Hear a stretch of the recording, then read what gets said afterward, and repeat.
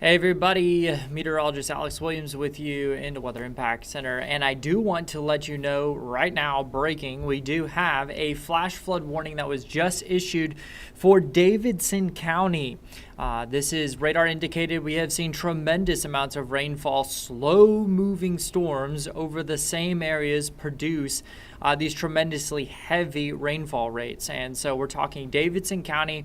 The only county that's included in that, just kind of south of the Lexington area, that's radar indicated.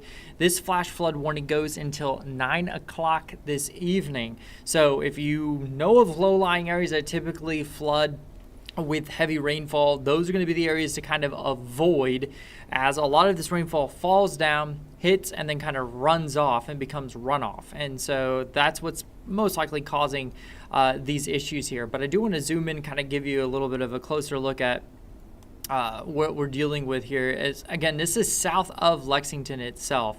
So this is not immediately in Lexington. It is along 285, 85. That is gotten some tremendously heavy rain. So please be careful in that area. If your commute home takes you along 85, it has been getting heavy rain for probably the last hour or so.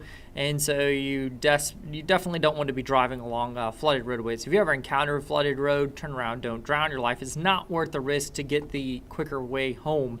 Take another route home. Highway 150, Highway 8 is definitely getting some very heavy rain. Cotton Grove there.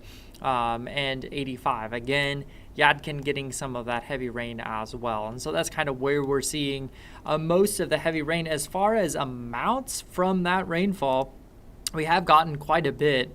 Let me go back here. These are some of the estimates here. I'm going to zoom in on particular areas so you can get an idea of just how much rain has fallen. And again, the reason why we're seeing the flash flood warning issues because of these high rainfall rates and amounts that have come down very, very quickly.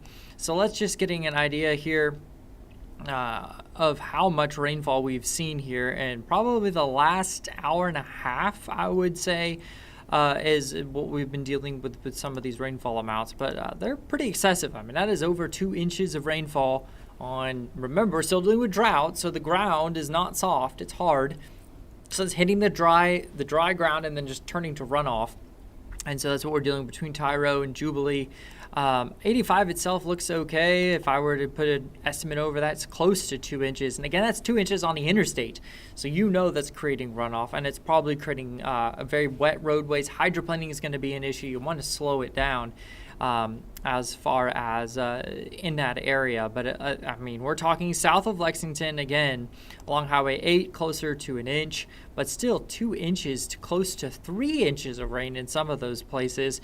That is a lot of rainfall in a short amount of time, and that is definitely going to create some issues as far as your commute this evening. So please keep that in mind in southern Davidson County there, and up towards, say, parts of Davie County, also southern Davie County. Moxville's gotten in on some very heavy rainfall. Coolimi, also Coolimi. I don't actually know how to pronounce that, so if I'm saying it wrong, my apologies. But also into northern Rowan County there along Highway 70 between Coolimi and Woodleaf.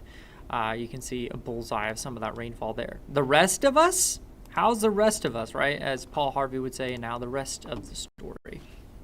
Nothing, not really anything. Now, we have seen some heavier rain up towards the Hickory area, up towards the mountains of western North Carolina, into southern Wilkes County, a little bit of some rain earlier, but it's really those bullseyes that we've seen that heavy rainfall and why we're dealing with the flash flood warning. The rest of us really are very, very, very quiet at this hour, other than that active flash flood warning. Now, I will say it looks like storms are developing here, probably along outflow boundaries, I would imagine, from Forsyth into parts of Yadkin County as well. So Be careful of that. Wilkes County, Yadkin County along I-77. That could be some very heavy rainfall getting ready to head towards Interstate 77. Wilkesboro, southern Wilkes County, getting some of that heavier rain as well. And so that's going to continue as we go through the next couple of hours until this activity kind of wanes as we lose the sunlight. We are very humid, so we could see these thunderstorms continue after sunset. It just depends on what we're seeing there. But that's kind of the active situation that we have.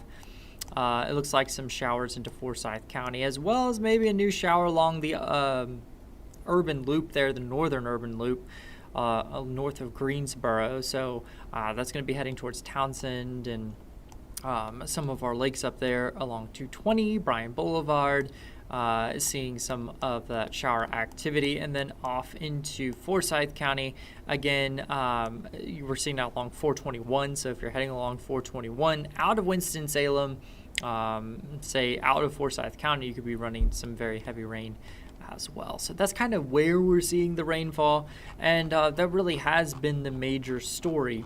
It's kind of broken. I've broken it into two chunks, right? We've got the cooler air on the way tomorrow, and we're going to see a divided section of our viewing area, right? We're going to see middle to upper 70s west of the Triad with middle to upper 80s east of the Triad. The Triad going to be the actual battleground as we see this little bit of a wedge set itself up in across the area. And so that could definitely produce some much cooler temperatures as well, and that's just something to get ready for. This is unusual in the month of June, but we're still talking about it. The upper 60s to mid 60s as we start the morning. As we go through the afternoon, we're going to warm into the lower 80s, and some of us may be stuck in the upper 70s. Don't be surprised to get stuck in the upper 70s, especially if you see multiple rounds of showers, lots of cloud cover. That's going to be limiting factors, but it is going to be a division right down almost the center of the Triad. It looks like the dividing line is kind of pushed a little further to the west now, with more of the wedge situation for our counties in the foothills, say Wilkes County into Yadkin County into Surrey County. Much cooler there versus into the Triad, the lower 80s, and then versus east of the Triad in those lower to middle 80s, some upper 80s closer to, say, Raleigh-Durham and the Sandhills as well. And so that's kind of what we're dealing with as far as the spread of temperatures go. It is going to get very hot as we go through the week ahead, especially by Thursday, where we could see those mid-90s. Look at that, almost 100 degrees. We've already almost hit 100 in Raleigh this year.